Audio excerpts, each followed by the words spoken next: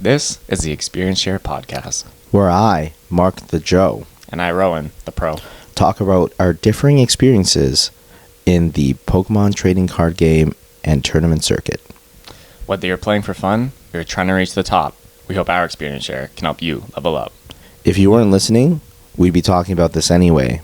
So if you are listening, then be sure to use what you learned to beat those who aren't. So, Rowan, Mark? Liverpool Regionals Yes, Liverpool Regionals. happened this weekend. Big news out of Liverpool. What's the big news? Jurgen Klawf, manager of the Liverpool Football Club, after 8 years, one championship and one Champions League, is stepping down. What? I have no idea who that is. It's a big deal to people in Liverpool. So if you're one of our people in your viewers and you support the football club, I know it's big news to you. But what do you have any bigger news from this weekend? I mean, yeah, I was just gonna start talking about Mew VMAX and the fact that it won another European regional. We saw Mew VMAX win Malmo a while ago, then we saw it win Lille, and now it's won Liverpool. So Mew VMAX really showing that no matter what the meta does, we just saw this Roaring Moon deck come up, but Mew VMAX still crushing it. You can't spell Mew without EU, and you can definitely spell Mew without NA. You definitely can. I think that's what we're seeing, and that's 3 regionals in Europe won by Mew. And I think there's only ever been one regional one in North America by Mew. Yes, I think that's right as well. I don't know who won it. I don't have it at the top of my head. I would think that was me, bro. Might be third on the Mew player leaderboard. Yo, Vance Kelly, he won Worlds. How can I top him? Yep. And then Fabrizio, now I don't even know. His Mew Limitless page is cracked, but 4 top 8s? 4 top 8s. I do have 4 top 4 8s top with 8s Mew. with So Mew. I can definitely do some talking about Mew. I mean, I was looking at Fabrizio's matchups over the weekend, and he actually played against 4 Roaring Moons and 4 Charizards. And he only lost 1 time to Charizard, which I think is pretty crazy. I think I did see on Twitter when people were putting up his tournament path, and everyone's like, "How did he do it? Like, is this person the greatest Mew player? Like, does he just know how to everyone brick?" So, if you want to talk, like, how do you think he approached those matchups? Yeah. I think the key to approaching these bad matchups, it really comes down to Judge Path. I mean, any deck can dead draw under Judge Path, and especially evolution decks, right? Like Charizard, some people think, oh, it's a dark Pokemon, it has so much HP, it one-shots Mew VMAX, yada yada.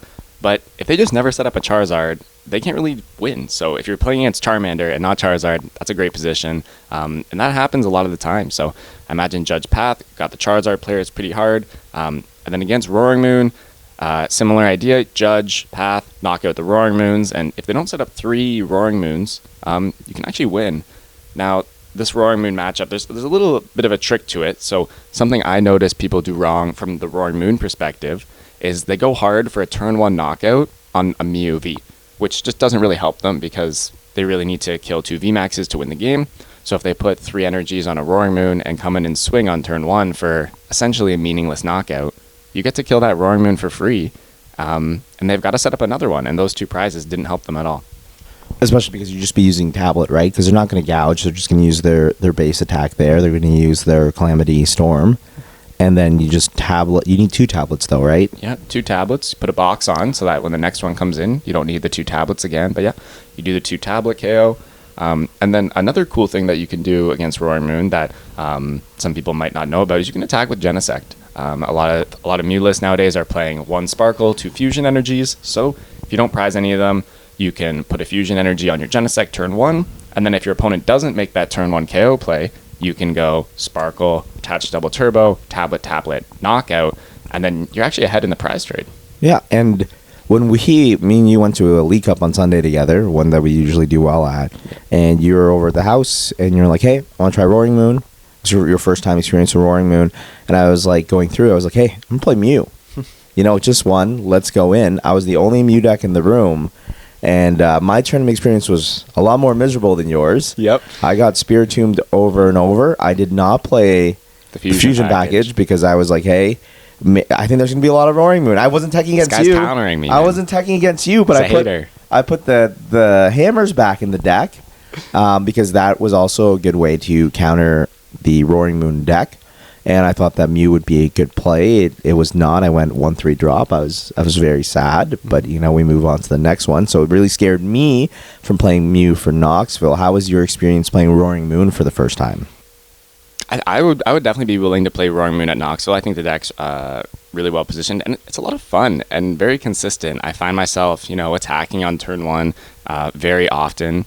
In my opinion, I just like to think of Roaring Moon as a better Miraidon. You got the same kind of big basics. You can attack turn one. You're aggressive, but I just think Roaring Moon does it better. Especially like into Mew, you obviously are hitting for weakness. Into Tina, you're taking one shots. So I think you line up better into some of the matchups that Miraidon struggles with.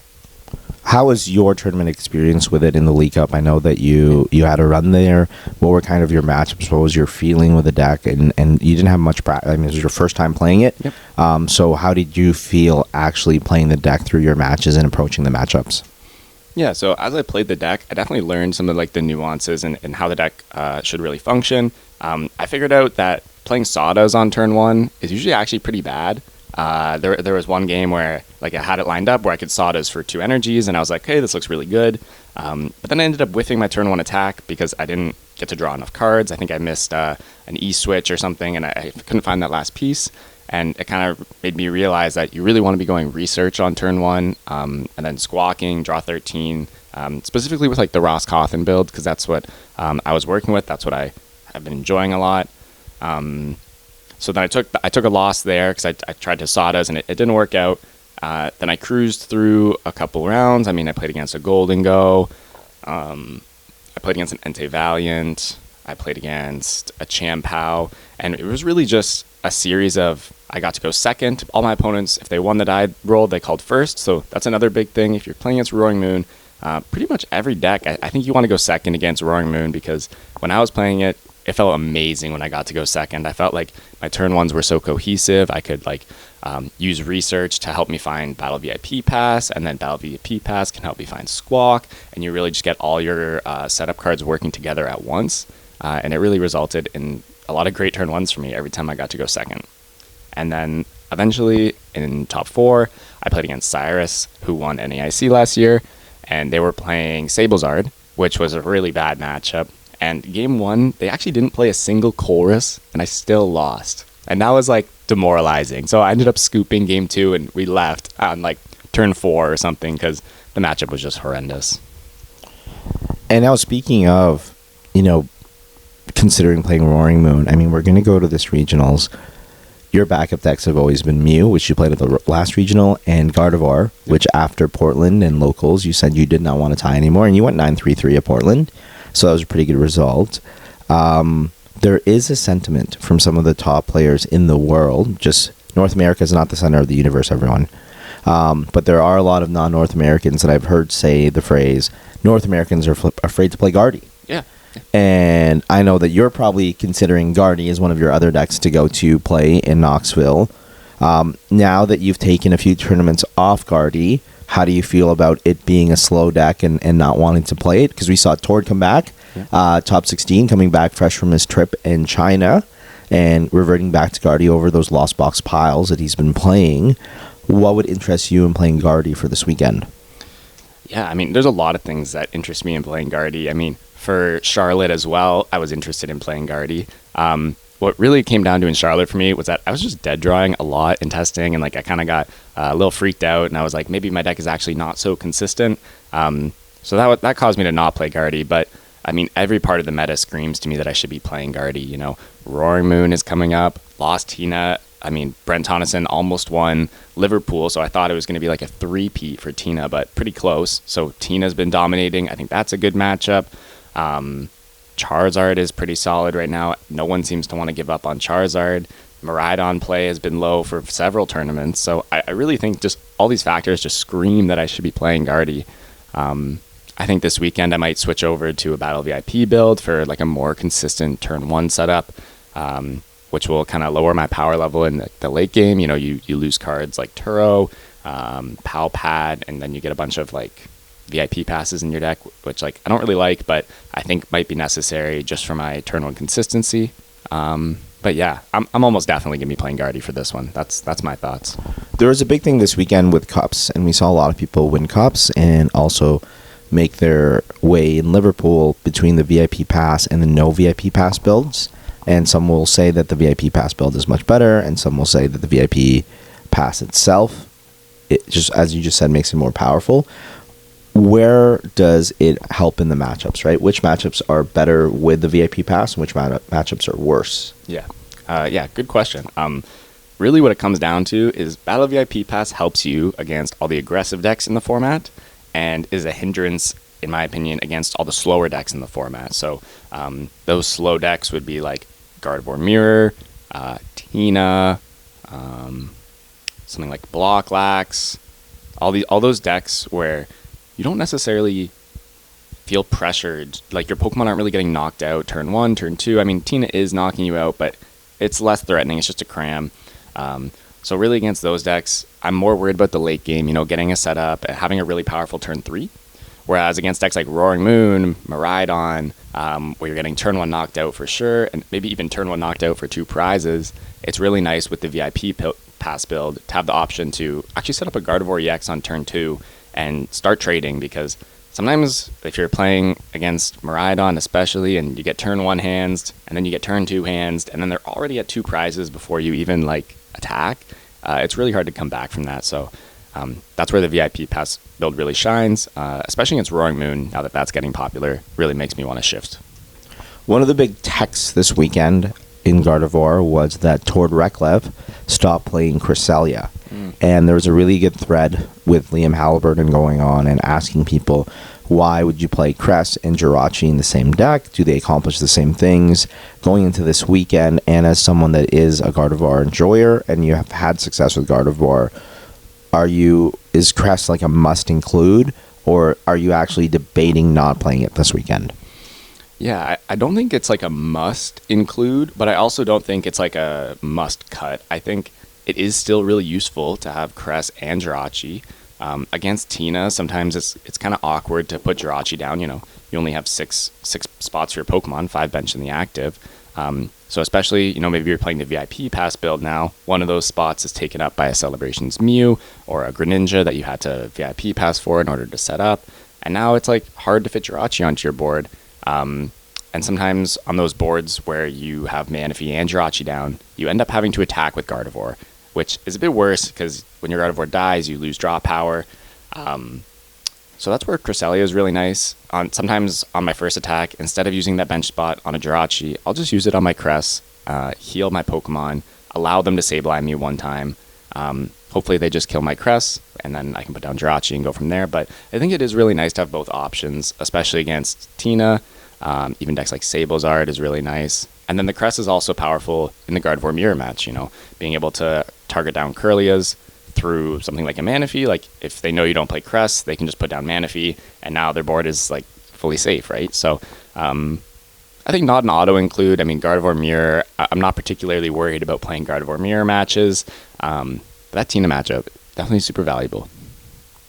I think one of the biggest hindrances, too, for Cress is that Cram can't KO it.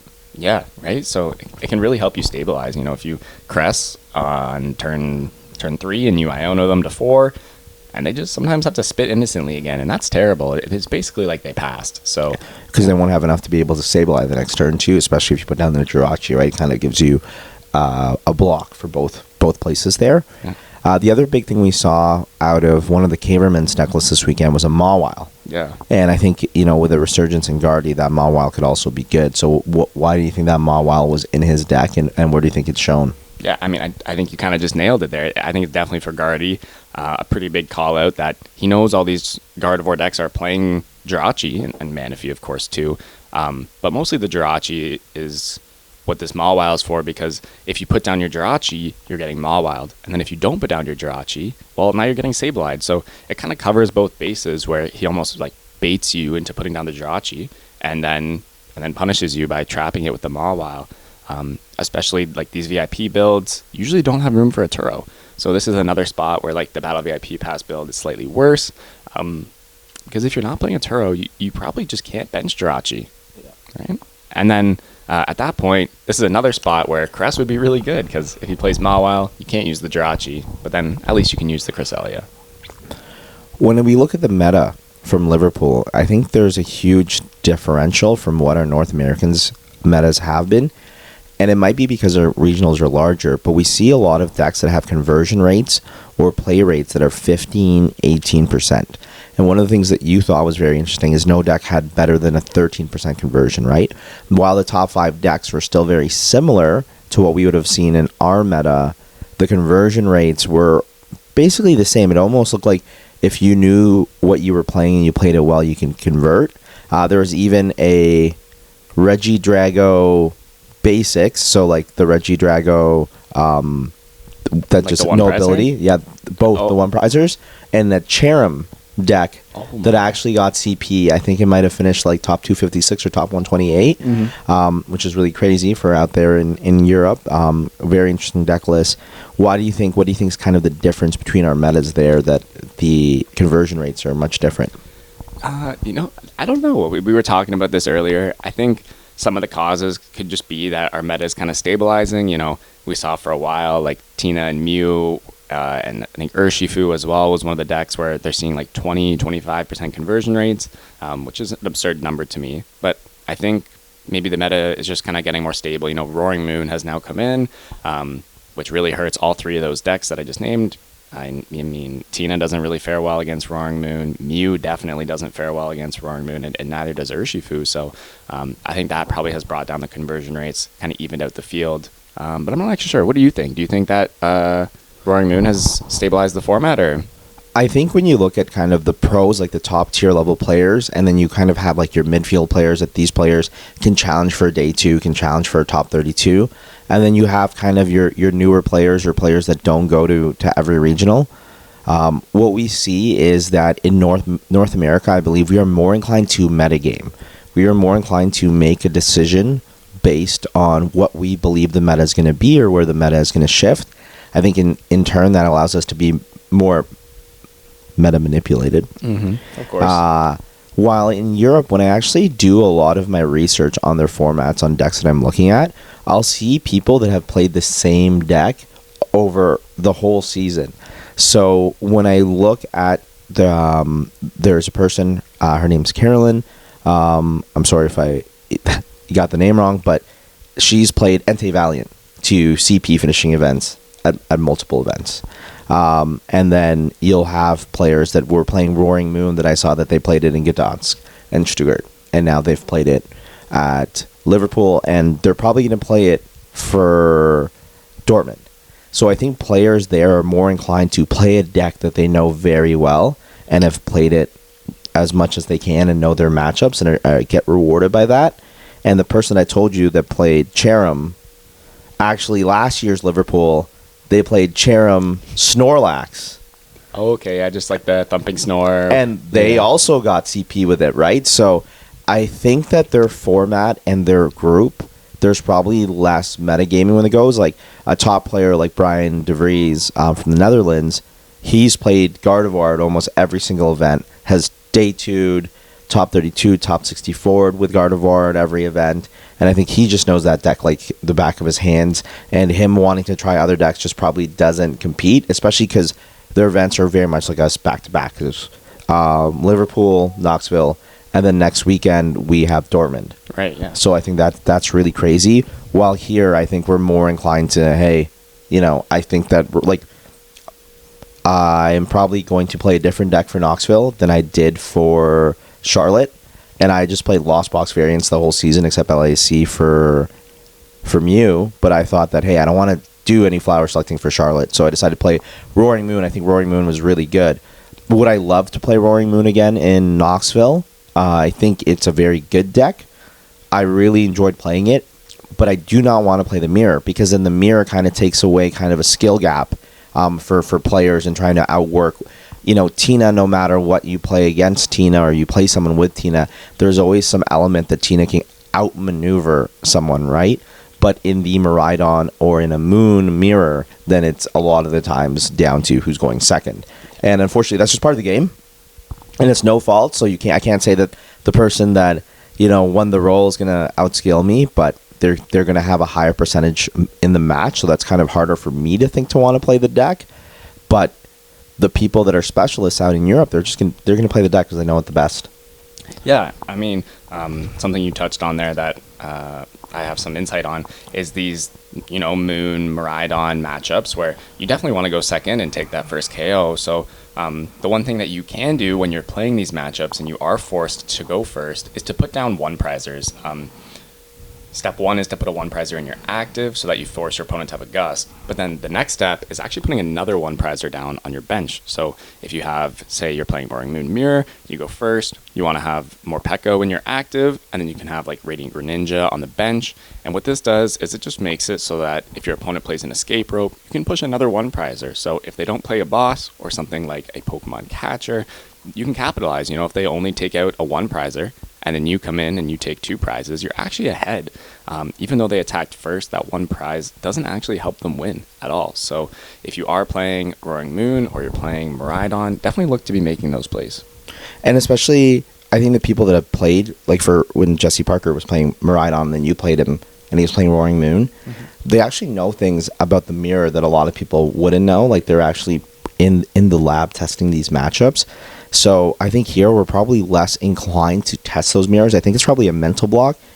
For me, I can say that as a Joe, it's like, why are we testing the Roaring Moon mirror when it's just a flip, right? Yeah. But the best players, and maybe that's somewhere where I have to work on, where we can all work on, is actually playing those mirrors out, seeing what the sightline is. That's why I really like Water Energy in Roaring Moon. And I know that the purists, like there's the two. There's the Turbo build with 4 Sada, 2 Boss and Iono, or 1-1 Boss and Iono, versus the GOATs. Guys from NASA, like how do you tune his deck? Yeah. But his version of the deck that has 3 research, 2 Sada, 2 Boss, and all the other stuff in between in that deck, where you're playing a different game. There's certain ways in a mirror in that way where a Greninja, people are going to put more Pico down. More Pico can go after a Moon with a capsule. Greninja allows you an opening where if a Moon gougings, you can take a 3 prize turn with the Ninja and the more Pico, forcing them to attack another Moon. So in those cases, I like where mirrors go in that way, where it's a little bit more intricate. Yeah, and then also when you make that play, you put a one prizer in the active, which is super valuable. Force your opponent to have a boss. Maybe you can even combo that play with an Iono or a Judge and really put a lot of pressure on your opponent on that one turn. And these turbo decks, it's one turn, right? So if you can buy that one turn where they kill a one prize Pokemon, you're ahead now. So yeah, that's definitely a cool play. And I know it's a hit hard deck, and you generally lean 90% of the time to a deck that's going to be consistent versus a hit hard deck, a deck that's going to outplay. We've talked a lot about that on the podcast. But now when we talk about power level of cards, right? When we talk about consistency versus the ability to power level, a lot of people that I talk to dismiss it immediately. They're like, why would I play Greninja? Like, I think it makes my deck more inconsistent. And I can say, when I first heard about the water, I was like, I think you're right. Like, I think that it probably doesn't need it. And then I started with the 2 water build that Brendan Bond was playing, and he's topped a lot, like made day 2 and points a lot with Roaring Moon. And I talked to him, and then through playing it, like the Greninja and even 1 water energy, like way back in Pittsburgh with Isaiah's Tina deck, it just baits them to put Manaphy down, right? And that's a completely different game. You're playing something and forcing them to put something on their bench that they usually wouldn't bench on there. There's a lot of openings that you could do with Energy Switch. And I went up to 3 water in my list. So what is it about consistency versus making your deck less consistent and more powerful? Yeah, I mean, this is a huge theme for me when I'm building my decks. It's a constant balance between power level and consistency. Like you said, the water energies, they make your deck a bit worse. You can't use Dark Patch, you can't use Moltres, but then you pick up this option. And for me, I really just think about whatever option I'm trying to include. What matchup is it helping me beat? And how much does it actually help you beat it by, right? So for the Greninja, I mean, you played it, I didn't, but in my mind, its best application is against Miraidon, if you're playing Roaring Moon, when they go second and they they go second and then they're putting down 1 prizers. Say they have like a Mareep on the board, maybe a Tomb. I like to put down Tomb against Roaring Moon because it blocks the Galarian Moltres. So if you're playing Moon and then they have Mareep Tomb, well, there's 2 great targets to Greninja. So You get rid of their energy, you get rid of the tomb, and you put a 1 prizer in your active. I really like that play. Is it worth the consistency? I don't know, but I think for me, as a Joe, when I play against players that are better, or I play against people in the midfield kind of the same level as me, I want the option to outplay them, because when you have 2 very good players, it's very much like there's a line. There's generally a line on how a matchup should proceed. We're going to go into Mirage Step on turn 2, then we're going to try to set up an attacker. We'll Crest, or we'll use Scream Tail, or if I'm on Tina, I'm just going to Abyss Seeking. I'm not going to cram anything on the Gardevoir's board unless they only have like 2 Curlias, and then I want to get aggressive and take 2. I want to turn off their counter catcher. There's like these lines when you test, and when you test with really good people, you devolve on how a matchup should go. And then the way the game starts spiraling out is when we start deviating for those matchups, right? And I think a lot of the times, a reason that a pro, or that you might lose to someone, is when they stray from that deviation, when they deviate from that standard line, right? Because you're playing around one thing. And I see it a lot too when I play, where my opponent should probably boss, or they should use their Octillery to find a Karina, but they don't see the play at the time, and they decide to Iono, and then my plans for the matchup on standard deviation are gone, and we have to come up with something new, and I'm thrown off. So I think when it comes to power level of shredding cards, sometimes it's worth having those to throw your opponent off, because the point of the game is you should be able to beat anyone, right? We should approach the game, we should play every game with the hopes of trying to win or trying to get to a result. A lot of the times, a better player will be able to swing the game into their favor, and that's where the prize part of Pokemon comes really in handy compared to other games. So just giving yourself a chance in your 60 to kind of throw the game for a loop, or make them play around something in game 2 or game 3 that you might not take that same line, I think that adds to something that you can do to give yourself a chance. Yeah, absolutely. Especially if you are a Joe out there, I do find that most often when I'm losing to someone who I think is less experienced, it's because they had some kind of trick. They pull out a Drapion and I really didn't expect it, or they're playing Moon and they randomly have an Iono and I didn't expect it, and then your hand gets disrupted, your plan gets thrown out the window. That contributes a lot for my losses. It's just surprises. Yeah. Now, when we look at the meta going into Knoxville, right? And one of the cool things is, like, Goldango is really big in Charlotte, and I think he'll come back in. Their Metafy classes for these group classes, I think are really good. I know someone on Twitter was like, why would I pay this when I could just get an article? But having someone talk about how they played with their deck and how they saw the matches and how they approach stuff, I think that's so much more powerful to be able to Q&A those people as well. And I'm the type of person that if I really want to play that deck for a tournament, I would go. I mean, there's a lot of listeners out here that if you're one of the pros that I reach out to, like or even players like myself, I'll just reach out to people that did really well with a deck that I'm thinking of playing for the next and ask them questions. And I've been so lucky to have that in Pokemon, right? Rest in peace, Jimmy Pendarvis. Like, when I first started playing Pokemon, I reached out to him to talk about Evital, right? I would reach out to Zach and ask just questions. Hey, like, what am I doing this? And in a lot of other games, that's really gate kept. So very lucky in Pokemon to have people reach out. Even when I was playing the Tina Moon deck that I saw success with at Cups, that was a deck from Malaysia. And I reached out to Aaron Minjut, who is a commentator over there, and I had met him at Washington Worlds because we had a Malaysian that lived in Canada named Malik that introduced. So he hooked me up with the person that won with that deck. I was able to ask him questions. So if you're a viewer, if you're a listener, if you're looking to get better at the game and you're afraid, just send someone a DM. The worst they can do is not reply, right? And I think there's a lot of timidity in that. So going back to what we think the meta, like, level with me if you agree. When Mew wins in Europe, North Americans over tech for Mew. True or false? True. Mew players will not play it because they're afraid. Also true. But it's over teched. It will be over tech. There will be a lot more Spiritombs. There are like some Mew players. They're Mew players. They will play Mew. But yeah, a lot of people, if they say like me, like I'm a Mew Guardy player, I'm not gonna play Mew. It's probably gonna be Guardy. So if there's any people out there who kind of have this like Mew or this mentality, I think they'll probably go for the or part of it, but some people are just Mew enjoyers. They will play Mew anyways, but I think there will be a disproportionate amount of Tomb versus Mew. Yeah. Roaring Moon percentage will go up because Mew has won Europe. Yeah, I think that's true as well. The good players, this is one where we kind of stream. The good players who are thinking the way we're thinking right now, seeing Mew, seeing the Mew, and then thinking of the next level, which is Roaring Moon. Will more good players switch to Guardy? I assume that the people that play Tina are gonna stick to Tina. Yeah. But will more good players go back to playing Guardy for this event? This is one I struggle with because in my head, like, Guardy is so good. So, like, why are other people not playing Guardy? And I think what this comes down to is just a lack of confidence in the deck and in people's ability to play it quickly.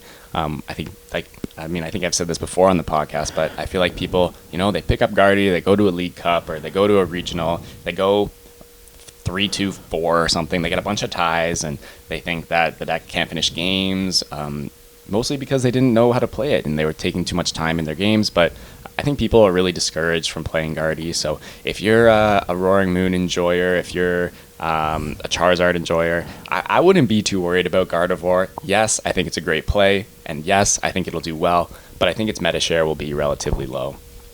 Okay, so that going low, do you think Miraidon makes a comeback at this event? I think it definitely could. I mean, I actually don't really know how I feel about the Miraidon Moon matchup, but you definitely have a solid shot there.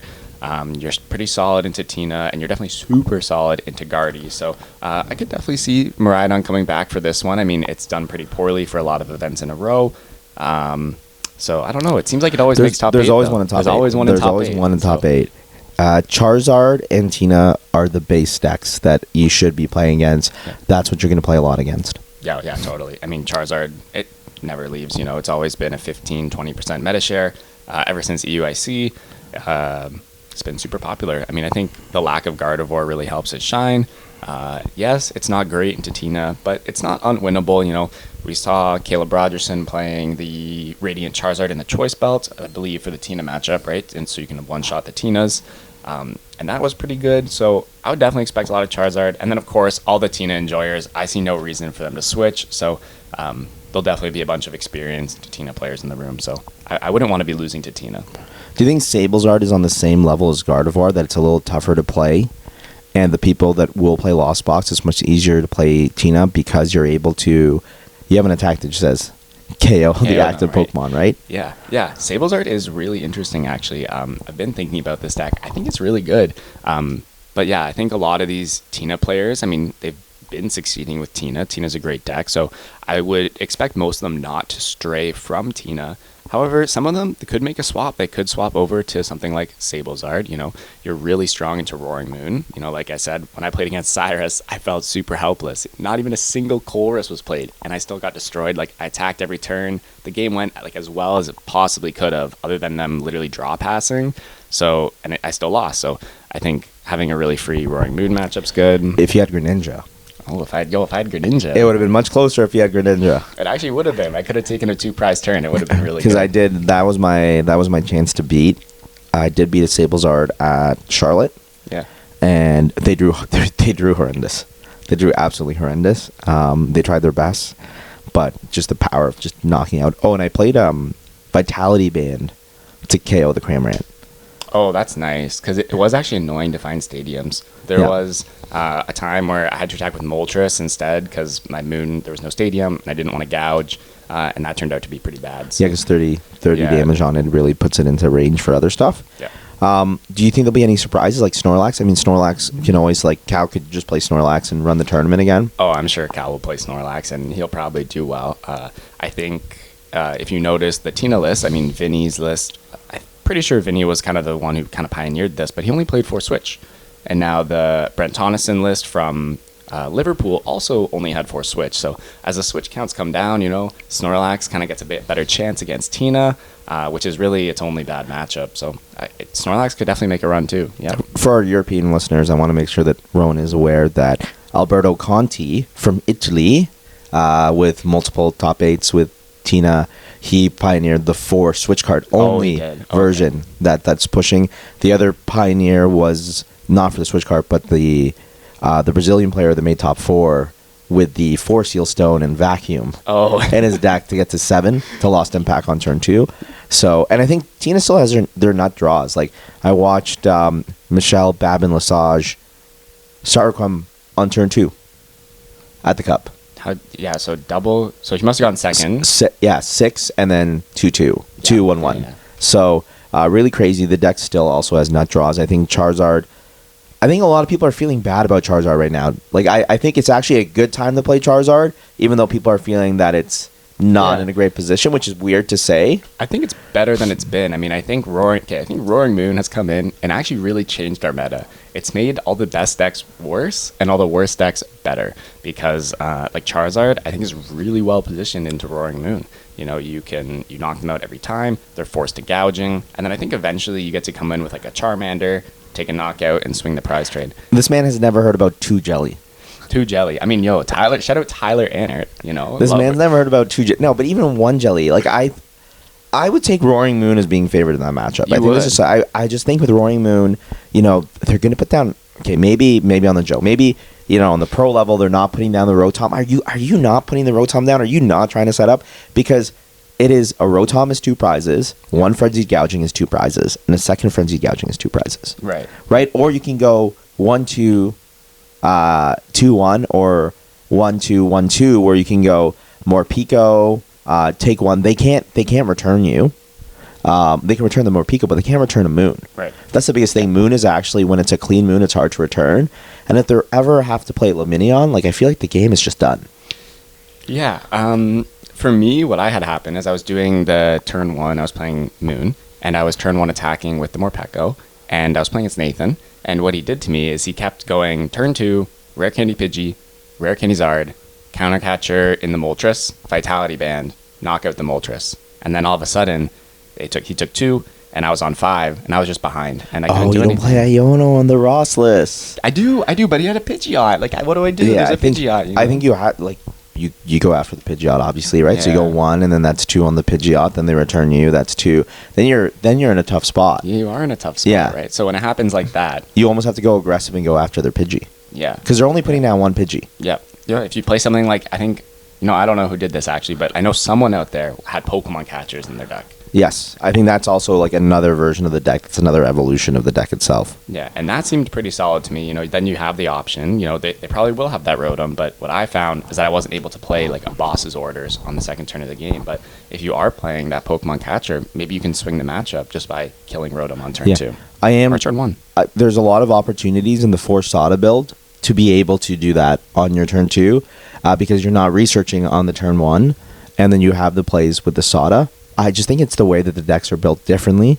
They really push it, but that's amazing that we have this aggressive deck because Miraidon only there's 2 ways to play it. Yeah, there's the Path, and then there's Peony. Yep. Right, those are the 2 ways to play that deck, and the Peony version came much later of the deck's lifetime. But Moon, we're just seeing different ways to play it right now. And I think we'll see even more ways to build Moon in the future because we don't even talk about the Moon. Aaron Santos top 8'd Charlotte with the Moon and the Iron Hands and the Ninja and all that good stuff, right? Like how am I gonna take this? So I think that's how the meta is gonna really evolve for the tournament. I think that you're right. I think Guardy's a really good player. If you're a really good player, the good players are still going to play Tina.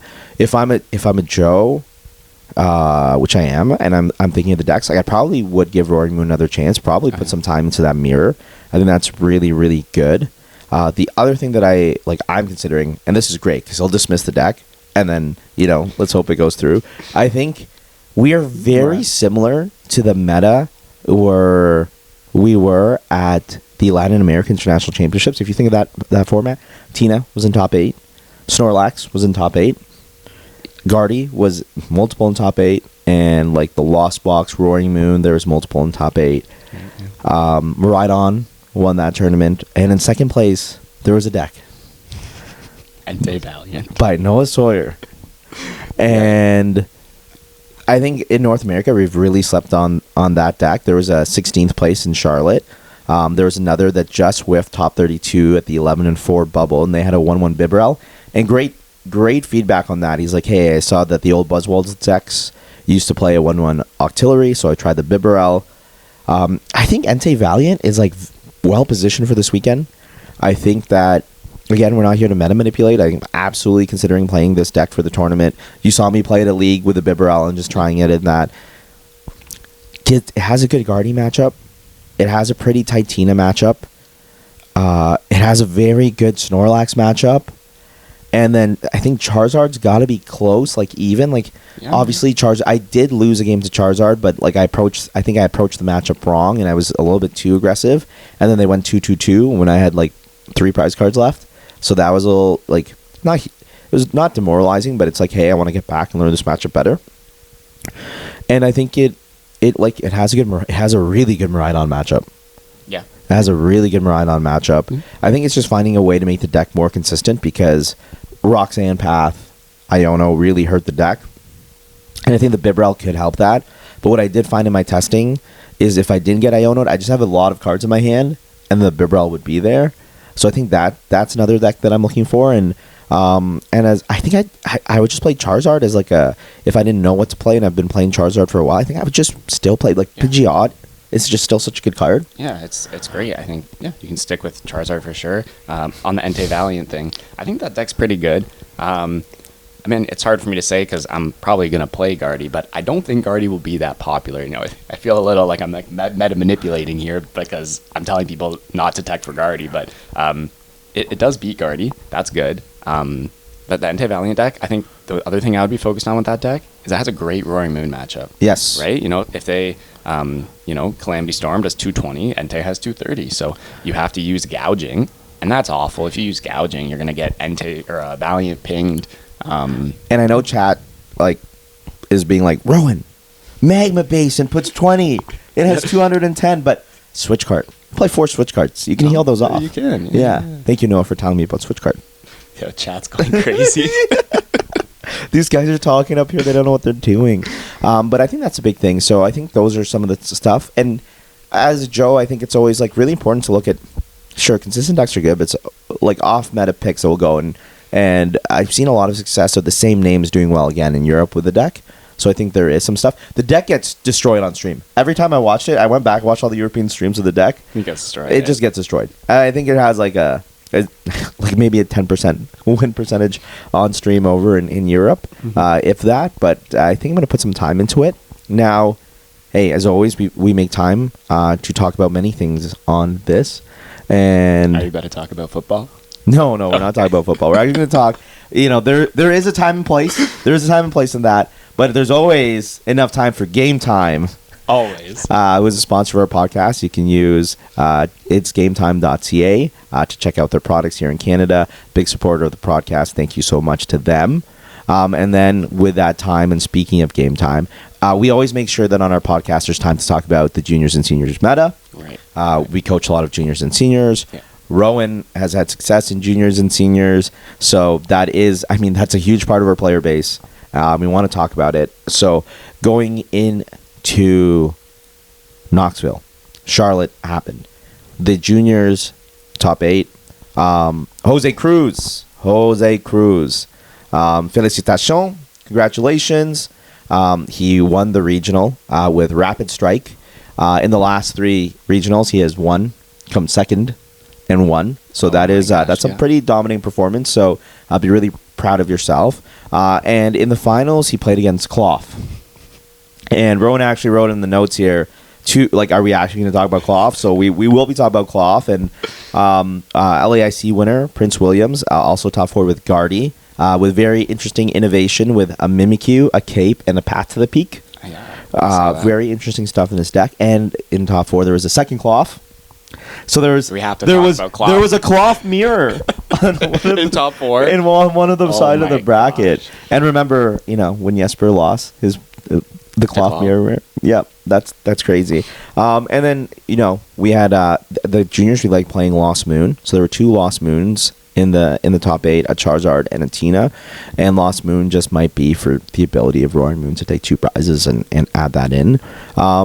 Let's start. Like Rapid Strike, we saw do very well in seniors as well in Portland. Right. Yep. And then he's just, I think it comes to mastery of a deck, right? Like you play that deck over and over and over again, and you're playing it in the juniors. Like what is mastery of a deck for a junior?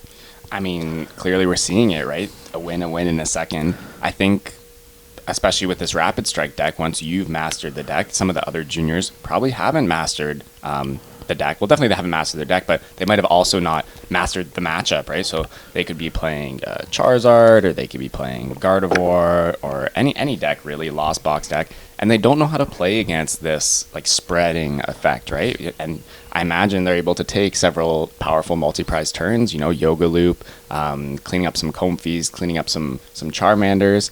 So I think that probably really contributes to the success of this Rapid Strike deck. I think when we all saw Hisuian Electrode V. Oh yeah, from Klawf. My god. The card looks like it's bulk. Yeah, it is bulk. It's bulk. But it attacks for free. Actually, I think a lot of the cards in the deck are bulk. Yeah. Yeah. Curry? Klawfs. Curry? Klawfs? Yeah. It's kind of funny though. I mean, the deck it's real. It actually I got very lucky to beat it with Moon at the challenge. But the deck has legs. Like I panic every time I play against that deck because a lot of decks aren't playing healing, right? And they're just knocking you out for free with the poison. Yeah, and they trade well, right? Klawf's a 1-prizer. I mean, against a Inteleon VMAX, evidently, there's not much you can do. But against some of the other decks in the format, Charizard, you hit for weakness. Roaring Moon, you hit for weakness as well. I don't know. I can't really talk about Klawf. What else is Klawf good against? It also surprises people. Again, there are certain decks you play against and you don't know how to play against. Yeah. And they're pretty Iono proof because they play Bibarel. Yeah, that's true. Because they're going up in the prize trade. And, in speaking of going up against Klawf, I went to League on Friday. And you're like, why are we talking about League? I lost to Alolan Raticate Crobat. Okay? Yeah, you don't know what Crobat did. I didn't know what Crobat did, but my opponent played Crobat. I did not pick up the card and read it. When someone plays a card that you have never seen before, please read the card. Yeah. Please learn from my mistakes. Because I have lost to local mid player, wanting to get better, Mateo. Oh, Mateo. Yeah. And he beat me with a Alolan Raticate with Sneasler and Brute Bonnet and Capsule, and he would basically Alolan Eradicate me to 30 HP, poison me, and then I get 3. So I was ready for that. I was ready. I saw Alolan Eradicate. I wasn't worried. I was like, I know I'm going to play this matchup. There's no way I'm going to lose to this. And I knocked out Eradicate, and then I boss Rattata. Crobat takes 2 extra prizes if it knocks something out. Mm-hmm. For 3 energy. I knew this. I think Azul made a YouTube video on it, and I knew this. Gotta watch more content, Mark. This is why pros, they have all this time to watch YouTube videos by Azul and Little Dark Fury and eat their cereal and watch their YouTube kids while, the adults aren't seeing this. So please read every card. And for juniors and seniors that are playing, it is very easy. Arrogance not the right word, but it's very easy to be smug because you are a good player and you go through a lot of these. You've probably been in this, but you never know when a Timmy is going to surprise you with a deck that you weren't ready for. Yep. And you just need to pick up every card and read it. If there's one thing you can get from this episode, just read the card. Even if you've seen the card sometimes, 100 times. Like you might think it has, it might have. You might think it has 1 retreat. It has 2 retreat, right? Mm-hmm. So I think that's really important. Lost Moon. Why do you think Lost Moon does really well in the junior field? That's a good question. I mean, I think Lost Moon probably has a solid Urshifu matchup. You can one-shot them. It plays Radiant Zard as well instead of Greninja. Oh, interesting. Okay. Oh, it's like the Brennan Kammerman. Yeah, like the original. Yeah. Right. Okay. Well, the deck has a lot of options as well, and once you master your own deck, I mean, this is kind of a theme in juniors. Once you're able to master your own deck, you can get an advantage when your opponent doesn't know what your deck does, or maybe they just have like a surface level understanding, and you can capitalize. Maybe people see your Lost Box deck, they don't expect to be getting hit for an automatic one shot. They're thinking, oh, he's gonna like cram me or like punch me for some amount of damage, and then bang, there's a Roaring Moon and you're one shot, and you weren't expecting it. So I think there's definitely some merit to that. What do you think about this Lost Box Moon deck? I tried it. I tried it before I went to Tina Moon, and I thought it was very good. I played it for a challenge. I went 3-1 with it. I think it does give you a lot of options. You have a lot of one prize attackers you can go through. I think even adding Iron Hands to the deck gives it a different form of attack as well, but then you have a lot of different energy types. I would probably just default to playing Tina, because I think Tina's very powerful and has ways to beat a lot of the different decks. Going into this next tournament for juniors, I would say stick to the deck. One thing that I don't think we've ever really talked to is the East versus West debate when it comes to the juniors and seniors format, because masters, if they can go to an event, they're going to go to any event. When you're a junior or senior, I mean, your parents have to take you. Yep. Shout out to your parents. Make sure your parents know that you love them and that you're really happy that they're taking you to Pokemon, because it's really a blessing to be able to go to all these events. But some juniors will only play East Coast events. Yep. Some will only go here. And I think for those players, a lot of the time they will play the same deck. Like I saw a lot of, playing Charizard over and over again. So I would actually try to see the last few regionals, if they're coming or whatnot, and try to tech for their decks, or try to play your deck really well. I would assume that with Jose winning a lot, he's probably going to try to go again. Yeah, I'm sure he's going to play. So Urshifu. I think you're going to be ready for Rapid Strike. And I mean, there's teching in there too with the path. I mean, path, I don't really think is a tech versus. They always break the path. Yeah, they just auxiliary for Tower of Waters. They'll always get the Tower of Waters. But I think like Mimikyu was a really good idea, but then Phalanx kind of took out the Mimikyu. What does Phalanx do? I don't know what it does. You don't know what it does? I don't. We should. I would read the card if someone played it against me. But I know that Lucas Oldale really pioneered that in his Portland list. I think it might do 20 for each of your Rapid Strike Pokemon, which is pretty good. Yeah, I mean it's one prize option. Right? It's an energy, right? It's just one energy. Yeah, for the one Rapid Energy. So, play some games against Klawf, right? I mean, there was two. Yeah, there's two in top 8. There's two. Don't dismiss it. And it's also like it's not a very expensive deck, and it has a really good Charizard matchup. So please, if you're a junior and you're going to Knoxville, play some games against Klawf. Maybe you'll decide you want to play Klawf. Don't blame me if your tournament doesn't go the way you want. Yeah. But you can't argue with 25% of top 8 there. For seniors, we had the largest regional day 2. ever. That was day really 2. Exciting. I wish you played in that. I know. I mean, I got to play one day 2 senior event NAIC one year. That was a lot of fun.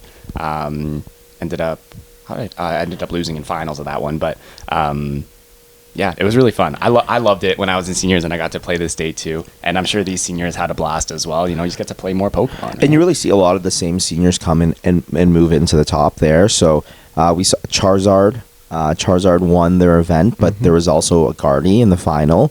Snorlax came in top 4. That was number 1 in Swiss. Yep. Kyogre, Mew, Lost Turbo, Charizard, and Tina. So pretty similar to our meta. Kyogre is definitely an outlier there. Yeah. Any thoughts on, obviously, this was the biggest regional. I think when we look at all these decks, these are very consistent decks. Yeah, I mean, you don't see anything crazy, right? When you're playing these 14, 15-round tournaments, these consistent decks are really what shines, in my opinion. It's hard to get through 14, 15 rounds without dead drawing. So if you're playing a wacky deck and you dead draw four times, that's a lot compared to your consistent deck. You maybe dead draw twice. And over a bunch of rounds, you're going to dead draw more. So these decks, I mean, Charizard, if you go second, I feel like it's almost impossible to brick with Charizard. Gardy is pretty solid. Mew, I mean, Mew is amazing. If you have one VIP, you're set up and you can play the game. So I think you definitely see that in this top 8. And then the Snorlax deck, I mean, its consistency is it's fine, but it's definitely able to capitalize on Charizard. This is now going to be a smaller event. Yep. It's not going to be a day 2. Yeah. Are you trying to metagame against the other top seniors if you're a senior at this point? Oh, definitely. I think in this bigger event, I would be less likely to metagame, more likely to just play, I don't know, whatever I thought was the most consistent, strongest deck. So maybe I might have shown up with Charizard to this one, or more likely Gardy, because I seem to love Gardy. But yeah, for this one, you could definitely play something a bit wackier. I would probably be looking to counter like Charizard, Tina, and Mew. And then I'm sure also Roaring Moon is going to be I think Spike. I think they might just think that that's not like a great deck. Like I might Really? think like if you're a very good player, I think you might just dismiss it at that level, right? And again, it's not the word arrogant, but I think that it's easier in seniors because everyone is like so good and the top is very top heavy. It's so easy for them to dismiss decks. Like Yeah. you definitely, when you were playing, there's definitely more dismissing of decks of like, I would never play this deck. Like no one should play that deck. This deck's trash. I mean, I would have been like, oh, it's a hit hard, no skill deck or whatever. And yeah, Yeah. I wouldn't have played it. But I mean, these hit hard decks sometimes are just the best decks, so that's important to know that. I mean, if everyone's going to be playing Charizard, though, probably not great in my opinion. It is good. It is okay into Block Lax, is it? Or Which one? how does Roaring Moon fare into Block Lax, actually? I think it's actually pretty good because you can KO everything. Yeah, Like right. that's a thing. But then you have to watch out for the Erica on your Squawk, Or the Erica Greninja. on a Luminion or a Greninja. Yeah. But everything else in the deck can attack. Yeah. So you can outspeed them. Yes, you can. And especially if you play a Judge or an Iono, that's helpful. And more Pico clears Mimikyu as well. Yes. And also the Moon can clear the Mimikyu Yeah. with gouging, right? Yeah. I think looking at this top 8, I would be really happy playing a Tina deck. I think Spiritomb would be a great card to include in your Tina deck. It's not only great versus Mew, but it's also great versus Roaring Moon. I mean, Moltres is a huge part of how this deck functions, especially the builds that aren't playing very many Sadas and they're more focused on like the Moltres E-Switch thing. Spiritomb is great there, can help slow them down. Of course, Tina's good against Charizard. It's good against Control. So I would probably recommend Tina for any senior players for Knoxville. All right, perfect. So I think that kind of wraps up everything that we wanted to talk about going to the tournament. It's definitely a short episode, but I know people are trying to prepare and definitely will be seeing what's going to happen at this and going into Dortmund. I think you just really want to go and play a deck that you know, Yep. or a deck that's just going to surprise. I think that's one of the biggest takeaways we have here. And I think that we're walking away with this, with Rowan probably playing Guardy, Oh, definitely. Yeah. and me really debating between Charizard, Roaring Moon, and Entei. So whatever you're thinking of playing this tournament, please, one thing we really enjoyed when we were together in Charlotte was everyone that came up and said that they liked the podcast or, thanks. It means a lot to us. We love meeting new people. Yeah, it definitely made my day. I think in Charlotte, my round, you know what? I'm not sure what round, but one of my rounds, my opponent sat down, and at that point, I was out of day 2. I was a little bummed, and he just said, "Hey, I love your podcast. You guys are doing great work. I appreciate your content." That made my day. I was just so happy, and I almost forgot that I couldn't make day 2. And I'm going to say, because I know he's not going to say it, but please like, comment, subscribe, ring that notification bell so you never miss an episode of the Experience Share podcast. It means a lot to us to kind of support and to keep putting this out. We plan, we are going to keep putting out this content. Some of these weeks are really short. Some of these weeks are 3-4 days. And we just want to make sure to help others. And you kind of have to give back in Pokemon. And as I said, people reaching out to, me reaching out to people and them helping me to this day. Like, it's really important. It's nice to be able to kind of give back to the community. Over the years, people have done this for me. They helped me with the meta, gave me advice and stuff. So it's really nice to be able to make this content for the community. Good luck.